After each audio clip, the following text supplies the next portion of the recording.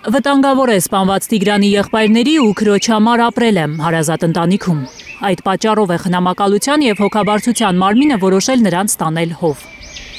Եթե հեռացրել, դա նշանակում է, որ երեխաների մնալը այդ ընտանիքում համարում են վտանգված, ռիսկային, գոնե բարձր ռիսկային։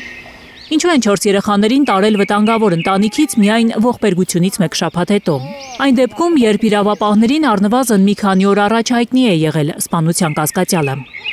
Հայլուրի տեսախցիկի առաջ օրերով առողջական ակնհայտ խնդիրներ ունեցող երեխաները սնվել են ծառից քաղած խնձորով, հատապտուղներով։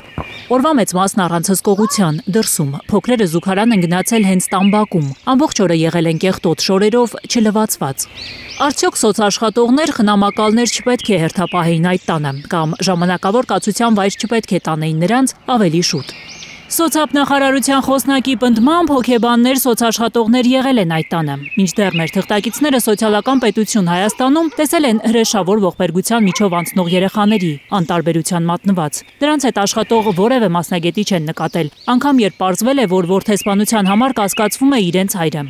Երեխաներն անգամ մեծահասակների սարսափազդու մանրամասներով զրույցներին են ներկա եղել, որի վկայությունը մեր թղթակցի այս տեսանյութն է։ Ճայքը ճղած, ճայքը հողոտ, աշկը բաց։ Տիգրանի 3 եղբայրներն ու քույրը դեռ կմնան հովում։ Մայրական իրավունքից զրկելու մասին դեռ վաղ է խոսել, ասում է Անտոնյանը։ Դեռ պետք է պարզվի, արդյոք մայրը հանցակից է, թե զոհ է։ Հələ պետք է հասկանալ, ով է մաման, ինչ վերաբերմունք ունի իր սեփական երեխաների հանդեպ, ինչ է տեղի ունեցել ընտանիքում, բռնարար մաման ինքը բռնարարի կողմնակից է, թե մաման ինքը բռնության զոհ է։ Տիգրանի թաղման օրը մայրը մեզ վստահեցնում էր, ինքը ոչինչից տեղյակ չի եղել։ Տիգրանի տատը պնդում էր, եթե տեղյակ լիներ, կկանխեր։ Ծափաթաղցի մի կին այսօր Հայլուրին պատմել է, որ երբ 4 երեխաներին երեքշաբթի գիշերը տնից հանել են, Տիգրանի հետ ողբերգության օրը եղած տղան սառած նայել է շուրջ բոլորը։ Հաշմանդամություն ունեցող մյուս տղան չի էլ հասկացել, ուր է գնում։ Երեխաները շատ ծանր բաներով են անցել։ Նրանց պետք է հանգիստ թողնել, մինչև հարմարվեն, հանդարտվեն, տրամա մի քիչ հետ գնա։ Հով տեղափոխված ամենափոքրը 5 տարեկան է, ամենամեծը աղջնակը 12։ Միրա Անտոնյանն ասում է, դեռ շփոթված են, վախվորած։ Մասնագետներ են աշխատելու համար երեխայի հետ։